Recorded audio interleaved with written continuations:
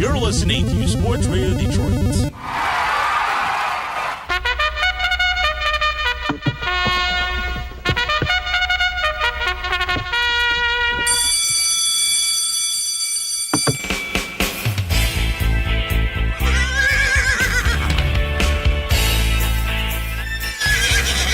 Welcome to the Whip and Neigh podcast on Sports Radio, Detroit.com, SRD, with your host, Pete Spivak of Detroit's 1130 WDFN The Fan, Ryan Dickey of Firehouse Racing Stables, and Dana Garuder. And now it's time for the Whip and Neigh podcast.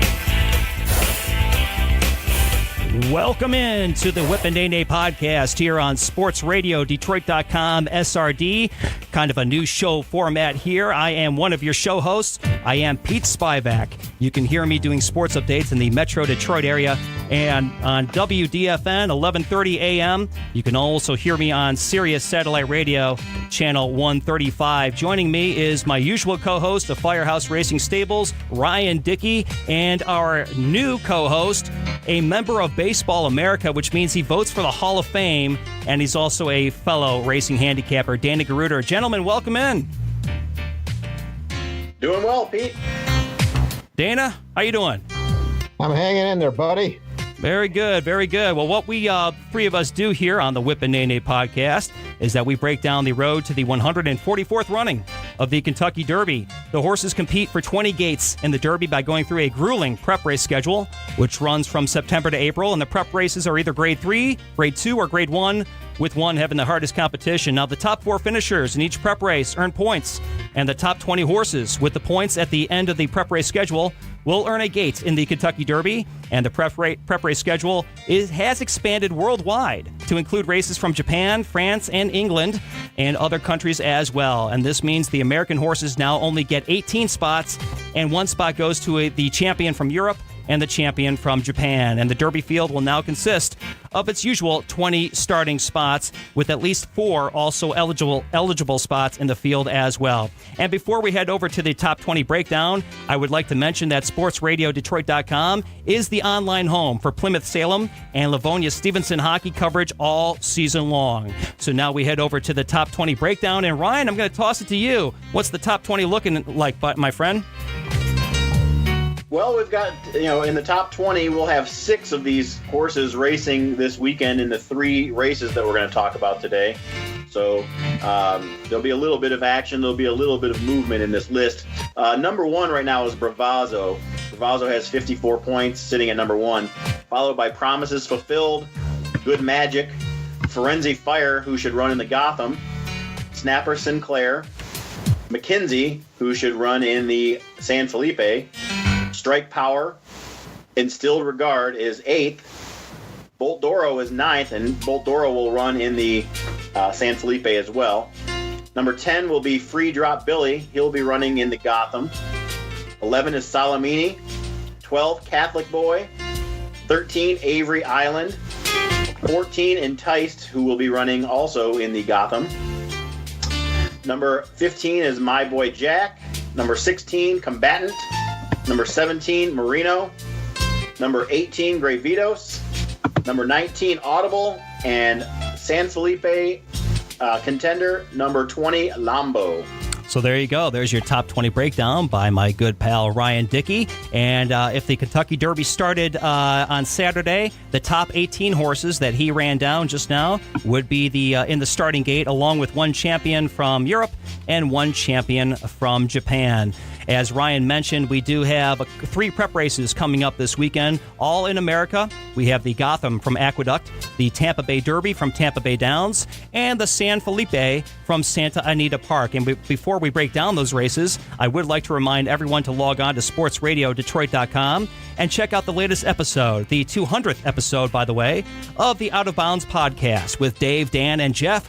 Also, Tigers baseball is getting back into action, so check out the Tigers SRD podcast with Ben and Chris. And so back to the Whip and Neigh podcast. To shorten our longer podcast over the years, we think it's best that we, rather than break down the entire field of the upcoming races, we would just tell you who we like in each race. We will at least let you know how many horses are in the field, But to shorten things up, I think it's best that we just let you know who we like best in each race. So we're going to start off with Ryan. He's going to start us off with the Gotham. That's where we're going to go. So let me introduce the race before I toss it to you, Ryan. We got coming up on Saturday the Grade 3 1 mile. $300,000 Gotham Stakes from the Big A Aqueduct in South Ozone Park, New York. Race 10 on your card. A field of 9 horses set for post time around 5:42 Eastern Standard Time. And one note of interest, the distance in this race has been shortened from 1 mile and 16th down to 1 mile. And the Gotham was first run back in 1953. So Ryan, take it away and then toss it over to Dana, my friend. Okay, sounds good. This is a pretty chalky race. On top, it looks like it's a 2-horse race between Free Drop Billy and Frenzy Fire. Of those two, I prefer Free Drop Billy. I think that's a horse that you liked last year as a 2-year-old, if I remember correctly. Sure. He's 9-5 on the morning line. I think he's gonna get the job done, win this race. However, there is one long shot in the race that I like. I think he's going to really mess up everyone's exotic bets, exactas, and trifectas, and that's the number 2, Cove Blue. Cove Blue is 30-1, has a lot of speed, should get out to the front, should be on the lead, and I think he'll be the one to catch and possibly hang on and finish second to Free Drop Billy. So I like the number 6, Free Drop Billy. Number 2, Cove Blue, I like coming in second. And then Frenzy Fire, the number 5 horse, who a lot of people will have on top. And that's as far as I've gotten with the Gotham. So we'll send it over to Dana. Well, I look at this more as a 3-horse race. Certainly, Frenzy Fire is an accomplished horse. He finished second in the Withers in his last start. You know, he won the Champagne last year when he got a great pace set up. He came from well out of it when it was a very hot pace and won that race. So he's had 2 starts off the layoff already. An unusual horse because he's already run 7 times. You don't see too many 3-year-olds heading to the Derby or trying to head to the Derby that have that many races already. So I think he's got a great shot to win this. Free Drop Billy ran a very good race down in Florida. I'm just wondering if he might bounce a little bit off that effort, or if he'll move forward. It's possible he moves forward, but Dale Romans is 15% off these type of layoffs where he's running second off the 45 to 180 day layoff, so that's not very strong. I kind of feel like he might bounce a little bit in this race. So the horse I look at as a long shot is the horse on the outside called Enticed. Kieran McLaughlin trains this horse. Barely ran a step in the Holy Bull down in Gulfstream. But what I've seen over the years is that a lot of horses who run poorly in Florida, maybe don't like the hot weather down there, come ship up east in the cooler weather and they blossom. And I think this horse just needed that race. I mean, his 3 other races that he ran as a 2-year-old, all of them were good. He ran in the mud in Saratoga.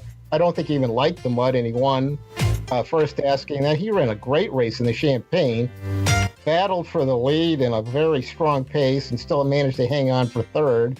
And then he won the Kentucky Jockey Club Gold Cup over there, staying close to the pace, even though it was a lot of speed in that race. So he ran 3 really good races last year. I think you can pretty much throw out the last one. And Junior Alvarado's riding this horse. This jockey is 28% at Aqueduct this year. He's having a great meet, so I think that jockey switch is going to help him too. I think that horse is the key horse, the long shot that you want to play. So I will kick it over to Pete now. You got it, Dana. I sort of like what you said about Enticed because I won't waste any time here. The number 9 Enticed is my pick to win the Gotham. And by the way, before I get into Enticed and Free Drop Billy, as I have all been talking about, there's been some news about the Gotham today that just broke. There was a rumor that possibly Free Drop Billy and Enticed would not race the Gotham, that they would stay in Tampa Bay and race down there because they were not able to get a flight to New York. That has changed, and they definitely will be in the Gotham field. So I do like Enticed at 7-2 on the morning line, especially with the jockey change of Junior Alvarado. He's jumping on the back of that, jumping on his back. and I really like him going up against Firenze Fire and Free Drop Billy. Now, Free Drop Billy is your morning line favorite at 9-5, and Firenze Fire is your second favorite at 5-2. But again, I like the 9 horse, Enticed, at 7-2, with Junior Alvarado on the saddle, back on the saddle, I should say, replacing Joel Rosario, who was on the saddle last time. And again, Enticed had a big drop in speed from 93 down to 88. I think he makes a comeback race here. I like the 9 over the 1, 3, 5, 6 in the Grade 3 Gotham Stakes. So I like the 9 Enticed over the 1 Dial Operator, the 3 Beautiful Shot, and the 5 Firenze Fire, and the 6 Free Drop Billy. Gentlemen, anything more to comment on the Gotham before we move on? Well, I think that one horse, I think you might want to mention. That horse hasn't run past 5.5 furlongs, but it's another Jason Service horse who also trains Firenze Fire. It's interesting that he entered him in the Gotham, but he's great at stretching horses out. I think he's 39% over the last 2 years stretching horses out from the sprint to a longer race. So he could be an interesting horse. It's just he hasn't really run that, from a distance standpoint, he hasn't really run that far. Plus, he drew the rail, which is probably a detriment, but he could be a sneaky long shot in there. Absolutely. And Ryan, anything else to add? No, I'm just sticking with my long shot, the number 2, Cove Blue.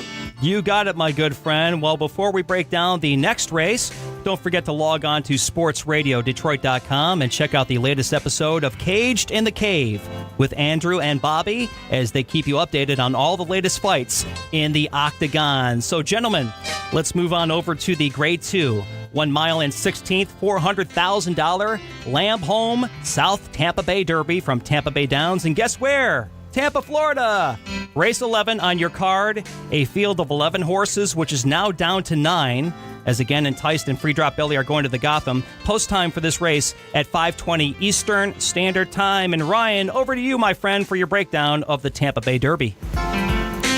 Well, I like the Dale Roman's horse in this race, the number 2, Tis Mischief. Coming off a sharp 5 furlong work on the 3rd of March. Came in 3rd in the Holy Bull. I know he finished 13 lengths back behind Free Drop Billy and Audible. However, I think he kind of needed that race because he hadn't raced since the Kentucky Jockeys Gold Cup. And we're making a positive jockey change to Joel Rosario here. I like the Romans horse Tis Mischief out of by Into Mischief. 8-1 is going to be quite a stretch. I think is going to be closer to 6-1. I think it'll be bet down a little bit from the 8-1. As far as the 2 horses that most people are going to bet on, the number 5 Flame Away and the number 3 Vino Rosso, I prefer the 5 Flame Away. 3-1 on the morning line. Mark Cassie's the trainer. Jose Lascano is up and riding. This one put up 101 buyer speed number last time out in the Sam F. Davis, which he won. He's on a two race winning spree, and I like that one over the Pletcher horse Vino Rosso. So for me, I like the 2, the 5, and the 3, and that's it for me. We'll send it to Dana.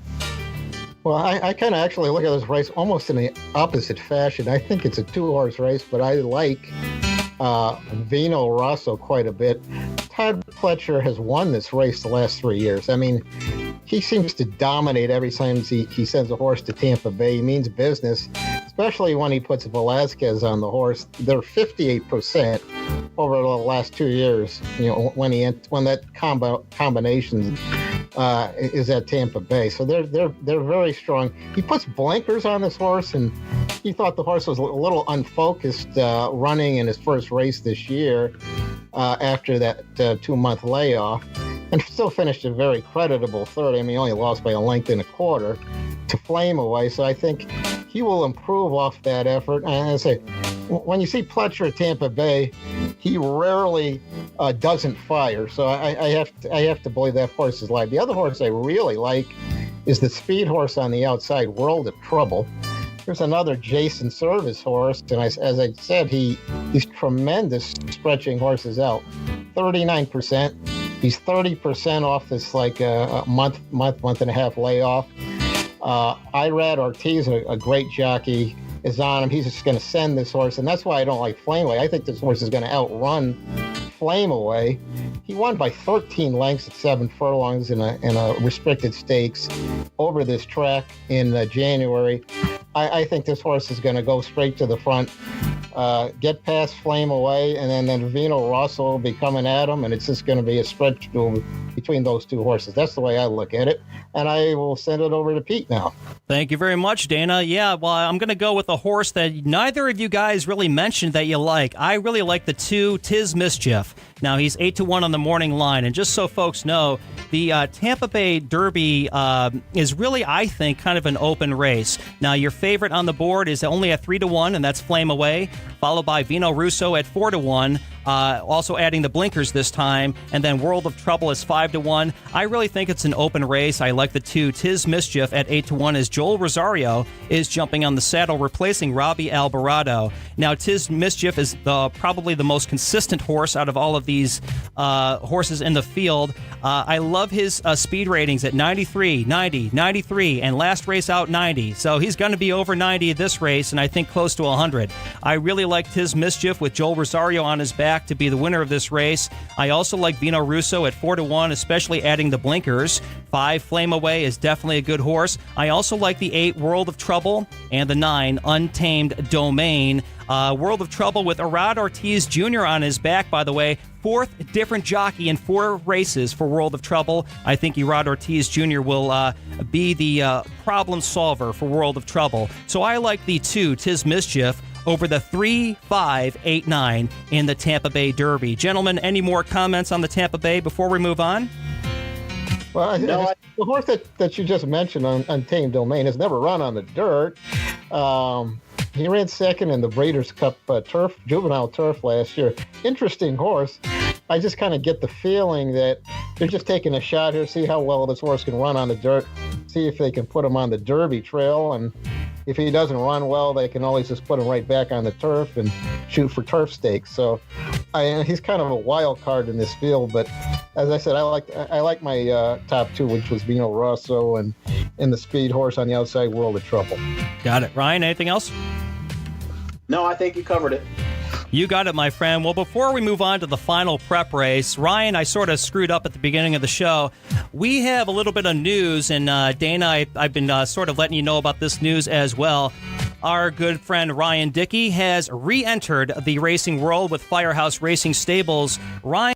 Well, I purchased a filly in the Keeneland January sale, and I sent her down to New Orleans to train with Tim Glyshaw, and her name is Resonate, and she is entered to race in a $25,000 maiden claiming race. It's race number 5 on Sunday. She is the 3-1 favorite at this time. I don't know why she's the favorite at this time. I like the 9 horse a little bit better than I like my own, which is odd, but I like Lucky Move, who's a Mark Cassie trained filly. But I'm really excited. I'm going to head down there as soon as I get off work Sunday morning, suit up a little bit, and hopefully she can get the job done and I can get in the winner's circle. So far, I'm 0 for 12 as an owner, so hopefully the 13th time is a charm. But she's been training real well. She had 2 real good works. We were thinking about giving her another workout before we put her into a race, but she worked out so well the last time, we figured might as well just put her in there and see what she's got. She's 0 for 4 lifetime, but she has 1 second place and 1 third place finish to her credit. Very good. So that's on Sunday at the fairgrounds in New Orleans. Race 5. Do you have any idea of when post time might be? It'll be 4:05 p.m. Eastern time. She's the number 4 horse. The number 4 horse. Very good. Resonates at the fairgrounds. Race 5 on Sunday. 3-1. You said she's the favorite? She's the favorite, 3-1, yeah. That's awesome. Well, Brian, obviously, I already told you I got $30 ready to go to put on Resonate. Dana, any comments? Well, I know, I think you haven't mentioned that horse is a turf horse. Is that correct? I think that race is on the turf. That is correct. It's a 1 mile. Other forecasts is out there, but I know this horse ran pretty well first two starts, if I can recall. Mm-hmm. All right, very good. Yeah, this could be her last turf race, possibly. Gonna move her to the dirt? there's a good possibility. She's by exchange rate, and exchange rate horses, they can run on basically anything. Looking forward to her next possible races would be at Keeneland, and the ones that she would fit in well are all dirt races. So we're not finding any good turf races for her down the road at Keeneland, or she's going to be stabled at Churchill Downs. There aren't any really good matches for her on the turf, so we're going to move her to the dirt. Cool. That's a good move, my friend. Well, very good. I appreciate the info on that, Ryan. I hope all of our fans listening to our show will definitely bet on Resonate and lower those odds to 2-1 for you on Sunday. Thanks. Yeah, right. That's exactly what you need. So before we get into the final prep race coming up this weekend, I want to remind folks to log on to sportsradiodetroit.com and check out the latest episode of The Set Piece, where you can keep updated with the latest soccer and Premier League information. So let's move on to the Grade 2 1 mile and 16th $400,000 San Felipe Stakes from Santa Anita Park in Arcadia, California. Race 6 on your card. A field of 8 horses for post time set around 5:30 Eastern Standard Time. And Ryan, over to you, my friend, for your breakdown of the San Felipe. Well, obviously, this is a big matchup between the number 1 Bolt Doro and number 4 McKinsey. Bolt Doro was everyone's choice to win the Breeders' Cup Juvenile last year after his very impressive win in the front runner. He did not run very well in the Breeders' Cup Juvenile, finished 3rd behind Good Magic and Salamini. A lot of people blame the jock on his trip. It wasn't the greatest trip, and Corey Nakatani has been sent packing by Mick Ruiz, the trainer. We're going to have Castellano aboard, so that's, in my eyes, a very big jockey change. However, Bolt Doro has not run since the Breeders' Cup Juvenile, and McKinsey has. I like McKinsey better in this. McKinsey's actually the 8-5 favorite over the 2-1 Bolt Doro. I do like McKinsey better in this, strictly because he did race in January 6th in the Grade 3 Sham with Mike Smith aboard. Mike Smith's aboard again. I like McKinsey in this race. However, I will note that I do like Bolt Doro 1 month from now in the Santa Anita Derby. I think Bolt Doro should win the Santa Anita Derby after he gets this race under his belt. That all being said, we're looking for a price. Everyone's going to bet McKinsey. Everyone's going to bet Bolt Doro. I think the price horse in this race is the number 7 Piece to get a piece. I like Violence Colts. I think he is going to move forward 15-1 on the morning line. I know that he did not fare well in the Robert B. Lewis, finished 5th distance behind even other horses in this race like Lambo and Ayakara. But I just think that taking the blinkers off this time, hopefully he won't go 4 wide. Hopefully he won't go 3 wide like he did the time before. He's going to have to get to the rail. He's going to have to save some ground. But I like Peace at quite a price at 15-1, and that's it for me. Dana? Well, I don't have any differing opinion on this race. I think McKinsey and Bolt Doro are the 2 horses here. I mean, McKinsey right now is the number 1 contender on the Daily Racing Form Derby Watch. He's their current favorite. And if you look at his works, I mean, he looks ready. He's been running. Bob Baffert has given him a 6 furlong works. He's given him 2 7 furlong workouts, and his 3 race record is outstanding. He's run big speed figures. He only lost his only race. Actually, he hasn't technically lost a race, although he finished 2nd in the Los Al race and got moved up on a disqualification. And then he ran very well in the Sham Stakes. He's a very legitimate horse. I think it's tough to go against him. Bolt Doro is going to be I'm just fascinated to see what he looks like.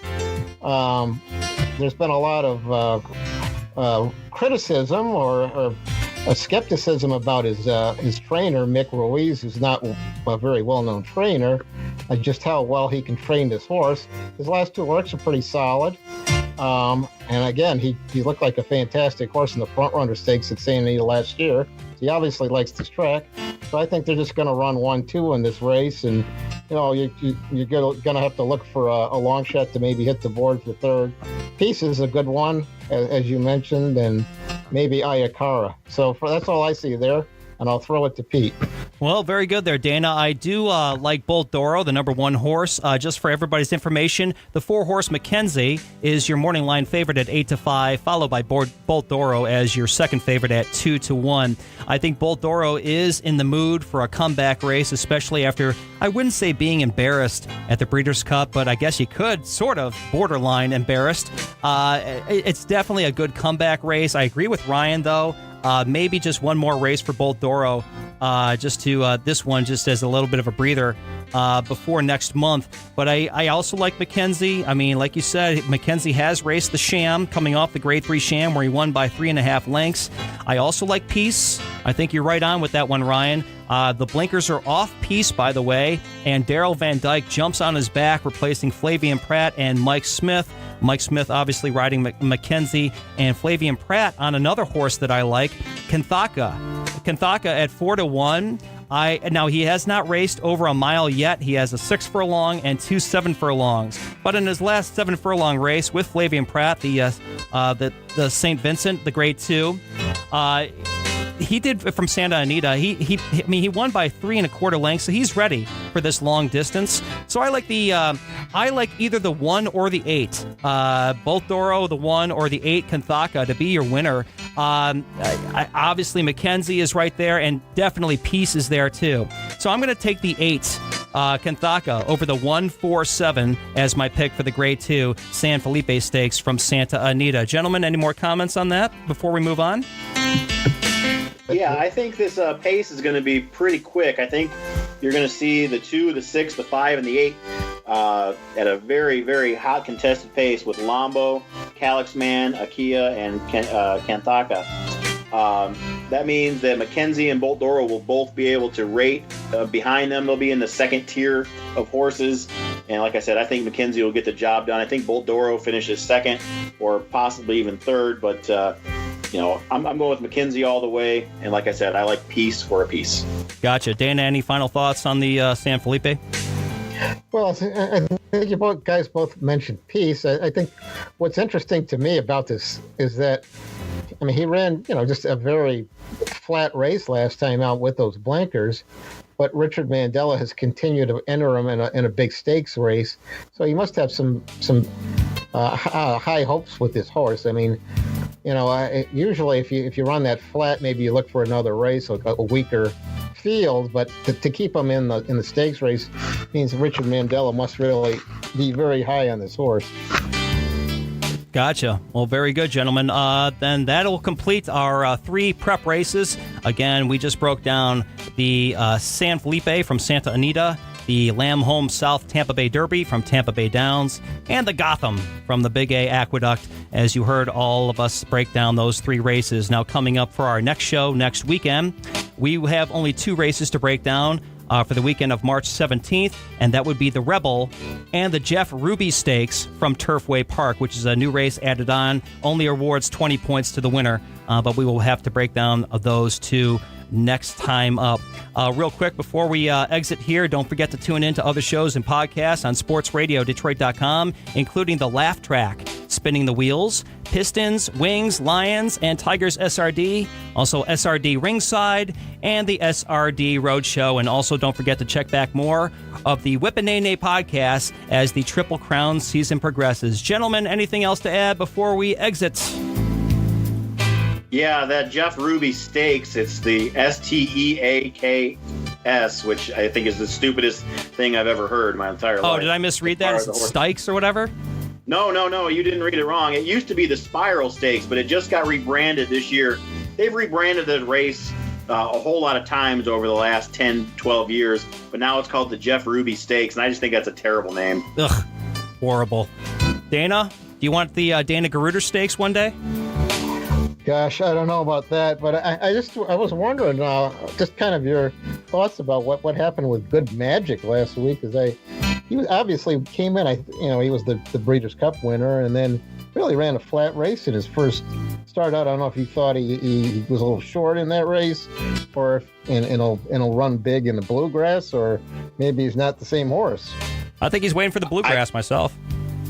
Well, I can tell you for sure because I talked to Bob Edwards, the owner of Good Magic, today, and he told me what his trainer told him It was a prep race. It was a prep race. He hasn't run since the Breeders' Cup, and they are looking at both the Bluegrass and possibly the Wood Memorial.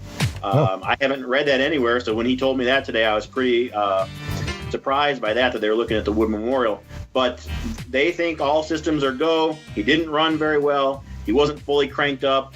But, when you only give your 3-year-old 2 Derby preps, that's the chance you take. If they don't fire one of the times, they really have to do well the second time. So they're not really back up against the wall, but I think he'll do much better next time out. Well, there's your answer, Dana, and some breaking news as well. Yes, that was excellent. Well, thank you, gentlemen, very much. Once again, thanks for joining us. All of you guys listening out there, guys and gals, all you mares, fillies, and colts out there listening to our show. Don't forget to tune in to our show for next time. What would you say, Ryan? No geldings. No geldings allowed? Is that... No, geldings are welcome too. So thanks very much, guys. And just a reminder, I am one of your co-hosts, Pete Spivak. You can find me doing sports updates in Detroit on Detroit's 1130 WDFN The Fan. And Ryan Dickey, where can folks find you on Twitter? They can find me at rdickey249, but they can also find me this Sunday down in New Orleans. Exactly. Cheering for Resonate. Dana, any social media information for you? Well, I'm on Twitter at dgaruder, DGAURUDER.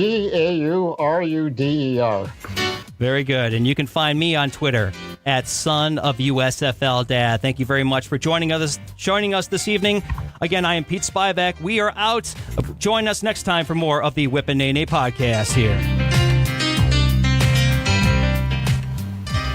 This has been an SRD production.